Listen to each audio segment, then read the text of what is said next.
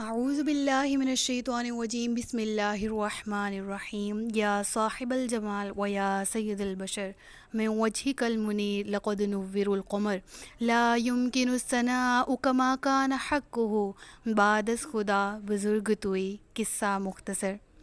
یا رب لک الحمد کما ينبغی لجلال وجهک وعظیم سلطانک جزا اللہ عنا سیدنا و مولانا محمد صلی اللہ علیہ وآلہ وسلم ما هو اہلہ رب اشرح لی صدری ویسر لی امری واحلل عقدۃ من لسانی یفقہوا قولی رب زدنی علما رب زدنی علما رب زدنی علما۔ السلام علیکم ورحمۃ اللہ وبرکاتہ۔ میں حافظ افرا جاوید اسلام آپ سب لوگوں سے مخاطب ہوں اور امید کرتی ہوں آپ سب لوگ خیریت سے ہوں گے، زندگی ایمان بالخیر گزر رہی ہوگی۔ سورۃ البقرہ کا سلسلہ جاری و ساری ہے الحمدللہ۔ آج سورۃ البقرہ کی آیت نمبر 47 سے سبق کا باقاعدہ آغاز کیا جا رہا ہے۔ آیت نمبر 47 میں اللہ رب العالمین فرما رہا ہے، اے یعقوب کی اولاد، یاد کرو میرا وہ احسان جو میں نے تم پر کیا، اور یہ کہ میں نے تمہیں اس سارے زمانے پر فضیلت عطا فرمائی۔ پچھلے رکوع میں ہم نے بنی اسرائیل کے احسانات کا تذکرہ کیا اور اللہ تبارک و تعالیٰ نے اس رکوع کے ذریعے ہمیں بتایا کہ بنی اسرائیل وہ قوم تھی جس پر کثرت سے انعامات نازل کیے گئے تھے، لیکن وہ ان سارے انعامات کے باوجود شکر گزار قوم نہیں تھی اور انتہائی ناشکری تھی، اور اسی وجہ سے اس قوم سے یہ سارے کے سارے انعامات چھین لیے گئے اور یہ قوم اللہ تعالیٰ کی گستاخی کرنے کے اور اللہ کے رسول کی گستاخی کرنے کی وجہ سے ذلیل اور رسوا ہو گئی۔ اس آیت میں اللہ فرما رہا ہے، اے یعقوب کی اولاد۔ اس کو بنی اسرائیل، اس قوم کا نام بنی اسرائیل رکھا گیا، اور اس کو باقاعدہ بنی اسرائیل کہنے کی وجہ یہ ہے کہ اللہ تبارک و تعالیٰ کہنا اس آیت میں کہہ رہے ہیں کہ جس طرح تمہارا باپ بہت بڑا تھا، حضرت یعقوب علیہ الصلوۃ والسلام، اس کا مرتبہ بہت بڑا تھا، اور حضرت یعقوب علیہ الصلوۃ والسلام وہ پیغمبر، وہ نبی اللہ کے جو گزرے تم سے پہلے، وہ اس قدر اللہ کے برگزیدہ بندے تھے، وہ اس قدر نعمتوں کا شکر ادا کرنے والے تھے، تو تم اسی ہی کی اولاد میں سے ہو اور تم اس قدر نہ شکرے ہو۔ اس آیت میں اللہ تعالیٰ اپنا احسان، ایک اور احسان اس آیت میں اللہ بیان فرما رہا ہے، اور وہ کیا کہ میں نے تمہیں اس سارے زمانے پر فضیلت عطا فرمائی، یعنی اپنے دور میں بنی اسرائیل سب سے زیادہ بلیسڈ قوم تھی۔ بنی اسرائیل کو اللہ نے اس قدر انعامات عطا کیے تھے کہ جو باقی کی قوموں میں عطا نہیں کیے گئے۔ تو اللہ اس آیت میں فرما رہا ہے کہ میں نے تمہیں فوقیت دی، میں نے تمہیں فضیلت دی باقی ساری امتوں پر۔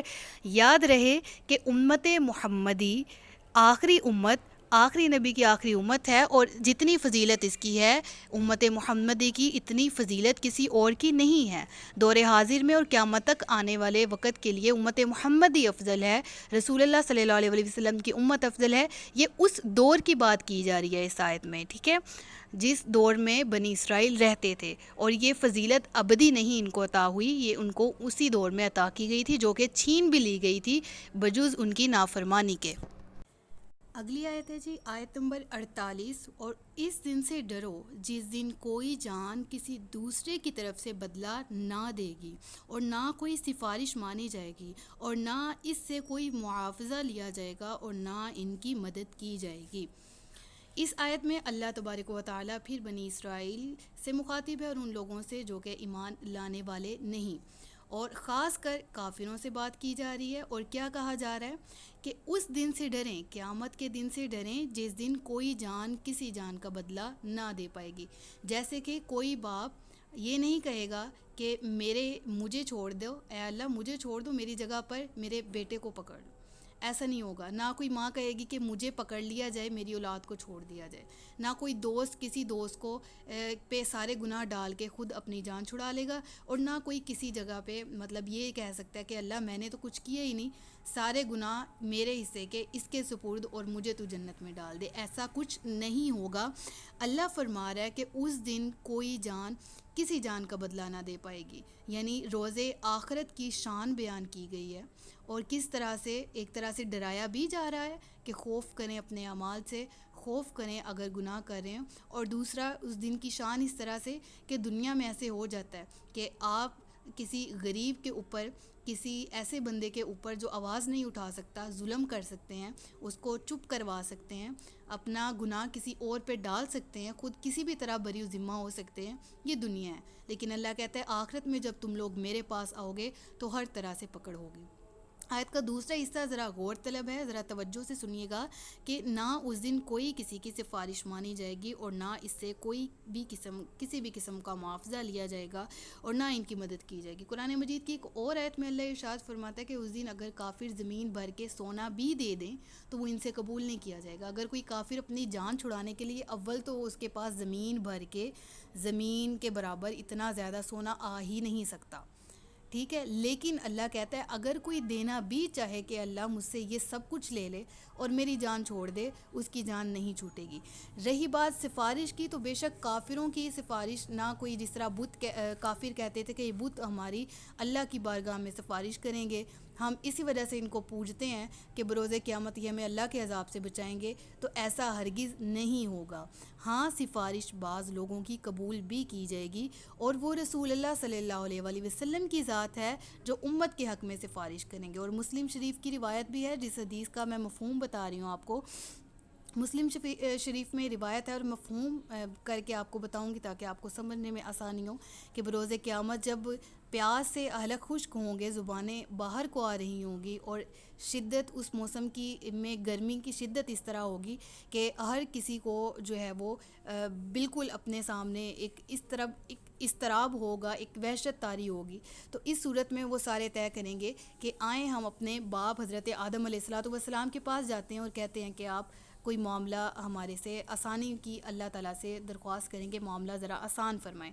تو سب مل کے حضرت آدم علیہ السلام کے پاس جائیں گے، تو حضرت آدم جو ہیں وہ اس وقت منع فرما دیں گے اور حضرت نوح کی طرف بھیج دیں گے. حضرت نوح کی طرف جب سب کے سب آئیں گے، حضرت نوح سے دعا کروانے کی کوشش کریں گے کہ یار نوح آپ ہی کوئی سفارش فرما دیجئے، تو حضرت نوح حضرت موسیٰ کا پتہ دیں گے. جب سب لوگ حضرت موسیٰ کے پاس آئیں گے تو وہ حضرت عیسیٰ کا پتہ دیں گے، اور جب سب لوگ حضرت عیسیٰ کے پاس تشریف لے جائیں گے اور کہیں گے یا عیسیٰ آپ اللہ تبارک و تعالیٰ کی بارگاہ میں کوئی سفارش فرما دیجئے، تو حضرت عیسیٰ فرمائیں گے کہ آج اس مقام پر سفارش کا حق صرف رسول اللہ صلی اللہ علیہ وآلہ وسلم کو حاصل ہے. سبحان اللہ. تو پھر سب کے سب لوگ محمد مصطفیٰ صلی اللہ علیہ وآلہ وسلم کی بارگاہ میں تشریف لے جائیں گے اور کہیں گے یا رسول اللہ ہمارے معاملے میں اللہ تبارک و تعالیٰ سے رحم کی دعا مانگے اور ہماری سفارش فرما دیجئے کہ ہمیں جہنم کی آگ سے اللہ بچا کے رکھے. تو اس صورت میں روایت میں آتا ہے، مسلم شریف کی روایت میں، کہ رسول اللہ صلی اللہ علیہ وآلہ وسلم اپنا سر سجدے میں جھکا دیں گے، اور اپنا جب سر سجدے میں جھکا دیں گے اور کہیں گے اے اللہ عز و جل میں تب تک نہیں سر سجدے سے اٹھاؤں گا جب تک میری امت کو تو بخش نہیں دیتا. اور قرآن کریم کی ایک آیت بھی ہے سورۃ الضحیٰ کی، وَلَسَوْفَ يُعْطِيكَ رَبُّكَ فَتَرْضَىٰ. ساری دنیا رب کو منانے میں لگی اور رب اپنے محمد مصطفیٰ صلی اللہ علیہ وآلہ وسلم سے کہہ رہا ہے اے نبی ان قریب تیرا رب تجھے اتنا نواز دے گا کہ تو اس سے راضی ہو جائے گا. اور اللہ اس وقت بھی رب العالمین اپنے محبوب سے فرمائے گا کہ اے محبوب اپنا سر سجدے سے اٹھا لیجئے، میں آپ کی امت کے ساتھ معاملہ آسان فرماؤں گا اور بخش دوں گا. سبحان اللہ. یہ میرے محمد مصطفیٰ صلی اللہ علیہ وآلہ وسلم کی توفیق ہے جو اللہ تبارک و تعالیٰ کی طرف سے ہی عطا کی جائے گی. بے شک اللہ کی اجازت کے بغیر کوئی شخص کوئی نبی سفارش نہیں کروا سکتا، لیکن اللہ کی توفیق نبی پاک صلی اللہ علیہ وآلہ وسلم کو عطا کی جائے گی اور اسی توفیق کی وجہ سے وہ سفارش کر پائیں گے. تو روز قیامت کا خوف دل میں بٹھائیں اور اللہ کریم سے، مولا پاک سے دعا مانگے کہ اللہ تعالیٰ ہمارا عقیدہ یہی رکھے کہ ہم رسول اللہ صلی اللہ علیہ وآلہ وسلم کے امتی ہیں، اور بے شک اس چیز سے نہ ڈر یا بے خوف نہیں ہو جانا کہ بروز قیامت معاملہ آسان ہوگا. بے شک اپنے اپنے اعمال بھی میٹر کرتے ہیں، اور اللہ تبارک و تعالیٰ کی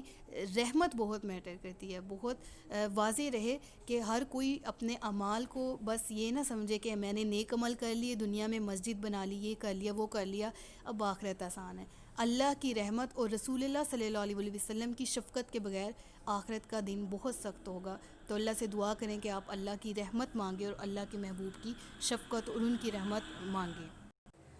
اگلی آیت ہے آیت نمبر 49، اور یاد کرو جب ہم نے تمہیں فرعونیوں سے نجات دی جو تمہیں بہت برا عذاب دیتے تھے، تمہارے بیٹوں کو ذبح کرتے تھے اور تمہاری بیٹیوں کو زندہ چھوڑ دیتے تھے، اور اس میں تمہارے رب کی طرف سے بڑی آزمائش تھی۔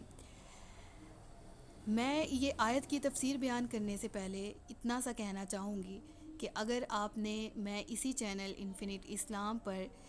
قصص الانبیاء کے نام سے ایک سیشن شروع کیا ہے جس میں حضرت موسیٰ علیہ الصلوۃ والسلام اور فرعون کا واقعہ ڈیٹیل میں انشاءاللہ بتاؤں گی۔ ایک ایپیسوڈ اس کی اپلوڈ ہو چکی ہے، اس میں اس آیت کی ڈیٹیل ہے اور پچھلا سارا شان نزول بیان کیا گیا ہے، تو اگر پاسبل ہو تو وہ ضرور دیکھ لیجئے گا۔ میں اس کا لنک یہاں پر اوپر ببل میں بھی آپ کو ڈال دوں گی تاکہ آپ کو سمجھنے میں آسانی ہو کہ کون سی ویڈیو ہے۔ بہرحال جو اس آیت کی تفسیر ہے اس کی طرف چلیں تو دیکھیں کہ اللہ تبارک و تعالیٰ فرما رہا ہے کہ ہم نے فرعون سے تمہیں نجات دی۔ فرعون جو ہے وہ ایک قبیلہ جو ہے وہ اس سے تعلق رکھتا تھا، اور اس کے پیروکار جو تھے، یہاں پر مذکور ہے آل فرعون، اس سے مراد فرعون اور اس کے جو ماننے والے تھے، اس کے پیروکار تھے، وہ سب مراد ہیں۔ اور وہ کیا عذاب دیتے تھے؟ ایسا تھا، کچھ تھوڑا سا ہسٹری بتا دیتی ہوں آیت کا مفہوم سمجھانے کے لیے، کہ فرعون نے ایک خواب دیکھا تھا، اور اس خواب میں اس نے یہ دیکھا تھا کہ ایک بیت المقدس کی جانب سے ایک روشنی پھوٹی ہے، ایک کرن، ایک آگ سی ہے جو کہ آتی ہے، اور جب وہ آگ اس کے محل میں اس کی طرف آتی ہے تو وہ پورے اس کے ماننے والے قبطیوں کو اور اس کو جلا کے راکھ کر دیتی ہے، اور بنی اسرائیل اس آگ سے محفوظ رہتے ہیں۔ اور وہ صبح اٹھتا ہے تو اضطراب اور بے چینی میں وہ جادوگروں، کاہنوں اور سارے کے سارے خوابوں کی تعبیر بتانے والوں کو اکٹھا کرتا ہے اور اس سے تعبیر پوچھتا ہے۔ اب سب تعبیر بتانے والے یہ تعبیر پہ اکتفا کرتے ہیں کہ بنی اسرائیل میں سے ایک شخص پیدا ہوگا جو تمہاری نبوت کے لیے نقصان دہ ہوگا۔ تو فرعون یہ سن کے بہت جو پریشان ہوا، اور اس نے حکم دے دیا کہ بنی اسرائیل میں جو بھی لڑکا پیدا ہو، جس کے ہاں بھی بیٹا پیدا ہو، اس کو قتل کر دیا جائے۔ اور اس کے حکم پہ ایسا ہی ہوا، جس کے گھر بیٹا پیدا ہوتا تھا اس کو قتل کر دیا جاتا تھا۔ اب فرعون جو ہے وہ ذہین شخص تو تھا، لیکن بہت زیادہ ذہین ہونا بھی، بہت زیادہ چلاک ہونا بھی اکثر مروا دیتا ہے، کہ اس نے دیکھیں جس طرح عام الفاظ میں سمارٹ ہونا اچھی بات ہے، اوور سمارٹ مروا دیتی ہے بندے کو، اوور سمارٹنیس جو ہے وہ بندے کو کہیں کا نہیں چھوڑتی۔ تو اسی طرح فرعون نے کیا کیا کہ اپنی طرف سے اس نے اپنی عقل لڑائی تھی کہ میں کسی لڑکے کو زندہ ہی نہیں رہنے دوں گا، لیکن جب وقت گزرتا گیا تو قبطی اس وجہ سے پریشان ہو گئے، فرعون کی جو پیروکار تھے وہ اس وجہ سے پریشان ہو گئے کہ ہر لڑکا اگر بنی اسرائیل کا ایسے ہی قتل کر دیا گیا، اور جو ان کے والدین ہیں جو بزرگ آدمی ہیں وہ بھی اپنی عمر پوری کر کے مر جائیں گے، تو پھر غلامی کون کرے گا، پھر ہماری غلامی کون کرے گا؟ تو وہ مسئلہ لے کے فرعون کے دربار میں آئے اور کہا کہ اس طرح اگر تم نے بنی اسرائیل کے ہر لڑکے کو مار دیا تو پھر ہماری غلامی کون کرے گا؟ تو فرعون نے اپنی پوری عقل سے، جتنا اس کو عقل تھی اس سے ناقص عقل سے، اس نے یہ فیصلہ کیا کہ 1 سال جو لڑکے ہیں ان کو زندہ رکھا جائے، اگر پیدا ہوتے ہیں تو 1 سال جو لڑکے پیدا ہوتے ہیں ان کو قتل کر دیا جائے۔ وہ یہ بھول گیا کہ ایسا بھی تو ہو سکتا ہے کہ جس سال وہ حکم دے رہا ہے کہ لڑکے زندہ رہیں، اس سال ہی وہ لڑکا پیدا ہو جائے جو اس کی نبوت کے اس کی جو دربار اور اس کی بادشاہت ہے اس کے خلاف ہو، تو اس نے، اور اس کو نبوت بھی ملے گی اس شخص کو۔ تو وہ بہت پریشان ہوا یہ بات سن کے، اور اس نے حکم دیا کہ چلو بہرحال 1 سال جو ہے وہ مار دیا جائے اور 1 سال لڑکوں کو چھوڑ دیا جائے۔ جس سال لڑکوں کو چھوڑ دینے کی باری تھی اس سال حضرت ہارون علیہ الصلوۃ والسلام پیدا ہوئے جو حضرت موسیٰ علیہ الصلوۃ والسلام کے بڑے بھائی ہیں، اور جس سال یہ حکم تھا کہ لڑکوں کو قتل کر دیا جائے، حضرت موسیٰ اس وقت پیدا ہوئے، اور کس طرح وہ فرعون کے دربار میں پہنچے اور کس طرح سے یہ سارے کا سارا معاملہ پیش آیا، وہ آگے بھی انشاءاللہ آیات آئیں گی تو ڈیٹیل میں بتا دوں گی، اور اگر آپ نے ڈیٹیل جاننی ہے تو آپ اس ویڈیو میں حضرت موسیٰ اور فرعون کی کہانی میں آپ ڈیٹیل پڑھ سکتے ہیں۔ بہرحال تو اللہ یہاں اس آیت میں فرما رہا ہے کہ میں نے تمہیں اس فرعون سے نجات دی، اور میں نے اس غم سے بھی نجات دی کہ وہ تمہارے بیٹوں کو قتل کر دیتا تھا اور تمہاری بیٹیوں کو زندہ رکھتا تھا۔ بیٹیوں کو زندہ کیوں رکھتا تھا؟ کیونکہ انہیں بیٹیوں سے اسے کوئی خطرہ ہی نہیں تھا، کوئی خوف ہی نہیں تھا کہ انہوں نے کیا بگاڑ لینا ہے۔ بہرحال کہا کہ اس میں تمہارے رب کی طرف سے بڑی آزمائش بھی تھی۔ یہ بنی اسرائیل فرعون کے اتنا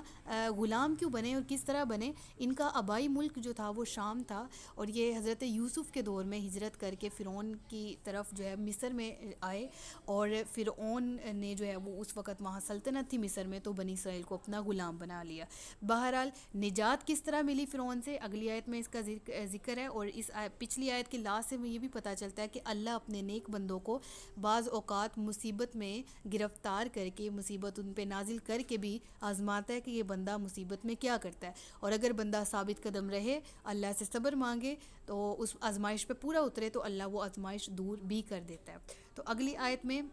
ہمیں پتہ چلتا ہے کہ فرعون جو ہے وہ غرق کیسے ہوا تھا۔ اور یاد کرو جب ہم نے تمہارے لیے دریا کو پھاڑ دیا تو ہم نے تمہیں بچا لیا اور فرعونیوں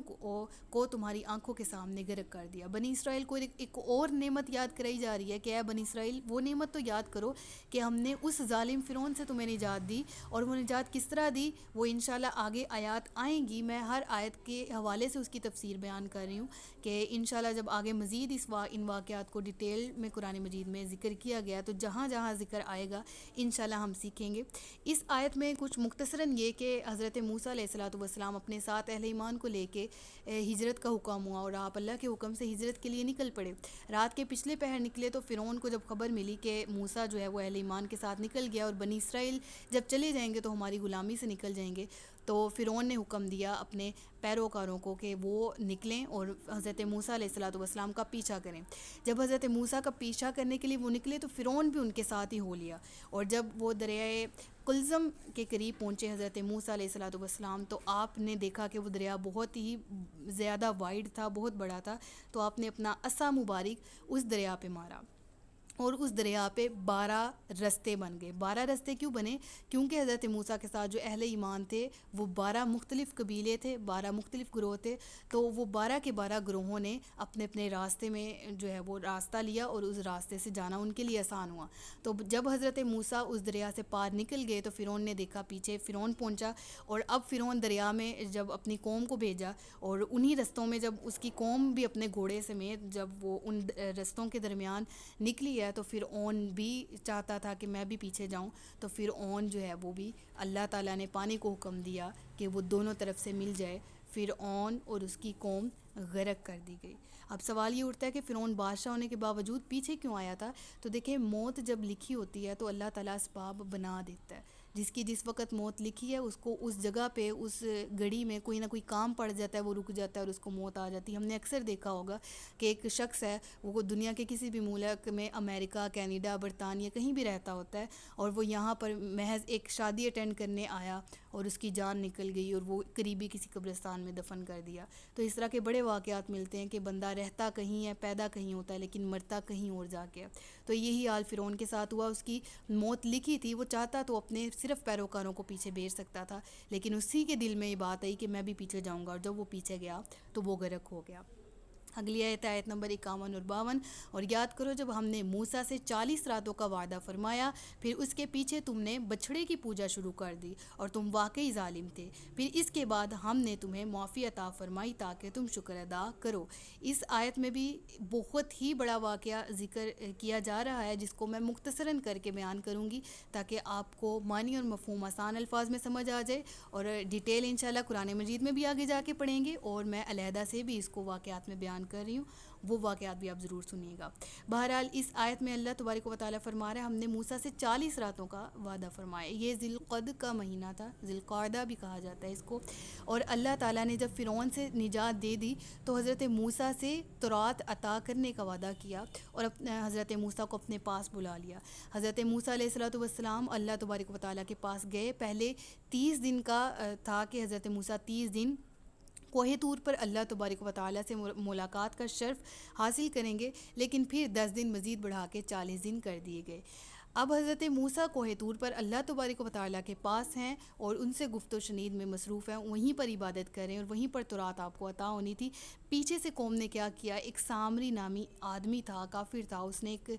بچڑا بنایا اور سونے کو پگھلا کے وہ بچڑا بنایا گیا، اور اس میں اس قسم کے سوراخ کیے گئے کہ جب اس میں سے اگر آپ کو آسانی ہو تو آپ نے بانسری سب نے دیکھی ہوگی، فلیوٹ، تو اس میں سوراخ اس طرح کیے جاتے ہیں کہ جب ہوا اس میں سے کراس ہوتی ہے تو آواز نکلتی ہے. اسی طرح وہ بچڑے میں بھی اس قسم کے سوراخ کیے گئے کہ جب تیز ہوا چلتی، ہوا اس میں سے کراس ہوتی تو ایسے لگتا وہ بچڑا بول رہا ہے. تو بنی اسرائیل جو ہے وہ اس فتنے کا شکار ہو گئے اور سمجھا کہ اگر یہ بول سکتا ہے تو یقیناً یہ ہمیں کچھ دے سکتا ہوگا، معبود بنا لیا اور عبادت شروع کر دی. تو اللہ نے اس واقعے کو ذکر کیا قرآن مجید میں کہ تم نے پیچھے سے بچڑے کی پوجا شروع کر دی اور تم واقعی اس وقت ظالم تھے. دیکھیں ظلم دو طرح کا ہوتا ہے، ایک جو کسی پر کیا جاتا ہے اور ایک جو اپنی جان پر ظلم کیا جاتا ہے. انہوں نے اپنی جان پر ظلم کیا، اور ظلم کس طرح سے؟ اللہ کی ناراضگی مول لی، اللہ کا غضب مول لیا، اور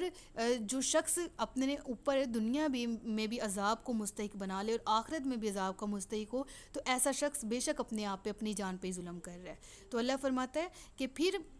ہم نے تمہیں اس کے بعد معافی عطا فرمائی تاکہ تم شکر گزار ہو جاؤ، تاکہ تم شکر ادا کرو. یہ معافی کس طرح عطا ہوئی تھی، یہ آئندہ آنے والی ایک دو آیات میں اس کا ذکر ہے، تو ہم وہیں پر اس کو پڑھیں گے. اگلی آیت ہے آیت نمبر 53، اور یاد کرو جب ہم نے موسیٰ کو کتاب عطا کی اور حق و باطل میں فرق کرنا تاکہ تم ہدایت پا جاؤ. اب اللہ تبارک و تعالیٰ نے حضرت موسیٰ کو یہاں پر ذکر کیا گیا کہ تورات عطا کی. توریت بھی بولا جاتا ہے اس کتاب کو، اور حضرت موسیٰ جب وہاں سے توریت لے کر تشریف لائے تو تورات تختیوں کی صورت میں آپ کو دی گئی تھی، تختیوں کی فارم میں. آپ جب واپس لے کر قوم کے پاس آئے اور اس تورات میں کیا تھا، ابھی اس میں کوئی تبدیلی نہیں کی گئی تھی علماء کرام کی طرف سے، یعنی جو علماء کرام بنی اسرائیل کے عادی تھے اپنی من چاہی تبدیلی کرنے کے، تو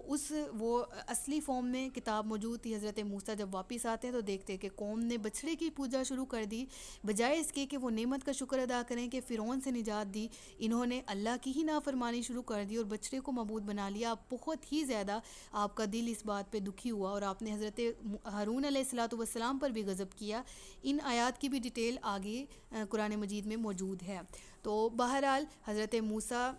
علیہ السلام کو جو کتاب عطا کی گئی اس کا ذکر ہے کہ حق اور باطل میں فرق کرنے والی، صحیح اور غلط کا بتانے والی، نیکی اور بدی کا بتانے والی، ہر وہ حکم دینے والی جس سے اللہ راضی ہو، اور ہر اس بات سے منع کرنے والی جو اللہ کی ناراضگی کا باعث ہو. اور یہ کیوں عطا کی گئی؟ تاکہ تم راہ ہدایت پا جاؤ. تو معلوم ہوا کہ نبیوں کی پیروی، نبیوں کی سنت پر عمل کرنا، نبیوں کی احادیث کی روشنی میں نبیوں کو جو دی گئی کتاب ہے اس کو پڑھنا، ایسا یہ سارے عوامل راہ ہدایت کا باعث بنتے ہیں. تو اگر راہ ہدایت ضروری ہے تو اللہ کی کتابوں کو پڑھنا ہوگا. ہم امت محمدی ہیں تو ہمیں رسول اللہ کی پیروی ضروری ہے، ہمیں رسول اللہ صلی اللہ علیہ وسلم کی احادیث اور سنت کی ضرورت ہے، اور ہمیں قرآن مجید کو پڑھنے کی ضرورت ہے تاکہ ہم راہ ہدایت پا جائیں. آیت نمبر 54 ہے، اور یاد کرو جب موسیٰ نے اپنی قوم سے کہا، اے میری قوم تم نے بچھڑے کو معبود بنا لیا، اپنی جانوں پر ظلم کیا، لہٰذا اب اپنے پیدا کرنے والے کی بارگاہ میں توبہ کرو، یوں کہ اپنے لوگوں کو قتل کرو، یہ تمہارے پیدا کرنے والے کے نزدیک تمہارے لیے بہتر ہے، تو اس نے تمہاری توبہ قبول کی، بے شک وہی بہت توبہ قبول کرنے والا مہربان ہے. آیت نمبر 52 میں نے آپ کو کہا تھا کہ اگلی آیت جو آئے گی اگلی سے اگلی اس میں ذکر ہوگا، تو یہ وہی آیت ہے جس میں ان کی توبہ قبول کرنے والا واقعہ مذکور ہے. ہوا کچھ اس طرح سے تھا کہ وہ لوگ جنہوں نے بچڑے کی عبادت کی تھی وہ بھی موسیٰ کی قوم میں موجود تھے، اور وہ لوگ بھی موجود تھے جنہوں نے عبادت نہیں کی تھی. یہ دونوں گروہ تھے. تو حضرت موسیٰ علیہ السلام نے جب دیکھا کہ قوم نے بچھڑے کی عبادت شروع کر دی ہے تو اللہ تبارک و تعالیٰ کی بارگاہ میں توبہ کا حکم دیا. تو توبہ قبول ہونے کے لیے اللہ نے شرط یہ رکھی کہ وہ لوگ جنہوں نے بچھڑے کی عبادت نہیں کی ان کو قتل کر دیں جو اس کبھی گناہ کا ارتکاب کر بیٹھے تھے. یعنی ایک گروہ وہ جو نیکی پر تھا جس نے بچھڑے کی عبادت نہیں کی، اس کو حکم یہ دیا کہ ان لوگوں کو قتل کر دے جو کہ بچھڑے کی عبادت کر چکے تھے. تو ایسا ہی ہوا کہ ان لوگوں نے بچھڑے کی عبادت کرنے والوں کو قتل کرنا شروع کر دیا. اور اسی طرح جب قتل حد سے زیادہ ہوتے گئے تو حضرت موسیٰ کو بہت ہی زیادہ دکھ ہوا، بہت ہی زیادہ تکلیف ہوئی تو آپ نے اللہ کی بارگاہ میں، آپ نے اور حضرت ہارون علیہ الصلوۃ والسلام نے اللہ کی بارگاہ میں دعا کی کہ اے اللہ بخش دے میری قوم کو، بے شک انہوں نے اپنی جانوں پر ظلم کیا تو انہیں معاف فرما۔ تو حضرت موسیٰ کی دعا سے اللہ تعالیٰ نے فرمایا کہ حضرت موسیٰ نے ان لوگوں کو کہا نا کہ اپنے پیدا کرنے والے رب کی نزدیک یہی بہتر ہے کہ تم ایک دوسرے کو قتل کرو۔ تو جب بہت سارے لوگ قتل ہو گئے تو آپ کی دعا کی وجہ سے اللہ تعالیٰ نے پھر آیت کے آخری حصے میں فرمایا کہ اللہ نے تمہاری توبہ قبول کی، بے شک وہی توبہ قبول کرنے والا مہربان ہے۔ ممکن تھا کہ بہت زیادہ قتل ہو جاتے، قتل و غارت ہوتا، لیکن اللہ نے اپنے نبی کی دعا کے طفیل حضرت ہارون علیہ الصلوۃ والسلام کی سفارش کے طفیل اس قوم سے اس سخت عذاب کو ہٹا لیا اور اس سزا کو ٹال دیا اور ان سب کو معاف فرما دیا، بے شک وہی معاف فرمانے والا ہے، توبہ قبول کرنے والا ہے۔ آیت نمبر آگے سے آیت نمبر آیت نمبر 55 سے انشاءاللہ عز و جل ہم کل کے لیکچرز کا آغاز کریں گے۔ اب تک کے لیے اتنا ہی۔